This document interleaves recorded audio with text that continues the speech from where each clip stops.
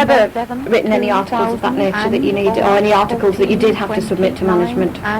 No, no, I mean, I've done a few papers, obviously, on the British National Party because of my expertise, but I mean, I'm not going to submit them to the civil service for their approval. I do not need the approval of the civil service to conduct my academic work. Okay. There are two conditions they are entitled by law that I don't discuss it at work, yes. And I do not mention anything about the civil service. Okay. Those are the only two conditions that are entitled by law. I'm not going to show them every article I'm writing. So my understanding is that the article that you were discussed with Anthony that you might be writing, my understanding is that the reason he was told by HR that he should see it is to ensure that there was nothing within that that might reflect on the civil service. Is that correct? As far as I can't remember. Okay. I know you mentioned there was an article earlier that you'd written. Is that something you want to put forward now, or is that on a slightly different tack? Well, it's claiming I've got dangerous political views. Okay. So I just wanted to give you an example of some of the articles I have been reading and the views.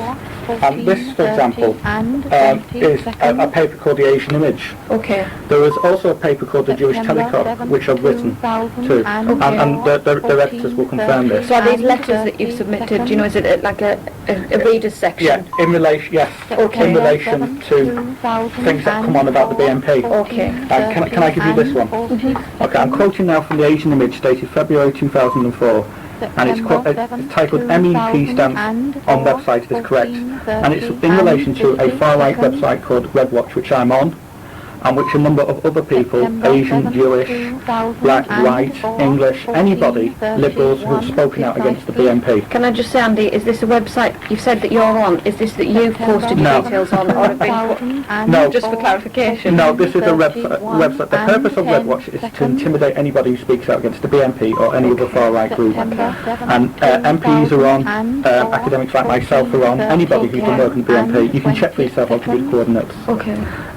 Anyway, it says, this is what I've written. MEP stamps on website is correct. As a postgraduate who has conducted extensive research on the British National Party and sites like Redwatch, I have to agree with Chris Davis, MEP shall cross threat, that closing Redwatch down would be a mistake. Redwatch is an undoubtedly a vile and extremist site, the purpose of which is to try and intimidate anybody who speaks out against groups like BNP, Combat 18 and the White Nationalist Party. But closing it down will create more problems than it would solve. For one, it would make it harder for the police to know who these extremists were and who they were targeting. Thus the police would not be able to warn people they were on a Nazi hit list and give them the chance to introduce safety measures. So another the site would only appear under another name and still issue the same threats and death lists as people who run this site have made abundantly clear all too often in the past. It's called Andi Ali, BA Honours MA. You can have this, madam. Thank you. I've also done articles for the Jewish Telegraph, arguing that there's a lot of differences, a lot of tensions between Muslims and Jews, but there are also a lot of, there is a lot of similarities, and one of the similarities is both have to fear the rise of evil, nasty parties like the BNP, not only here, but in Europe, and Muslims and Jews need to stop fighting with each other and settle their difference peacefully, because there is not least because there is a great threat from far-right groups. But none of the articles that you have written contravene the guidance that you've been given and the restrictions, or the two restrictions that were placed upon you? No, because there's no mention of the civil service there. Okay. And I'm not discussing that work, that's my academic work outside. Okay.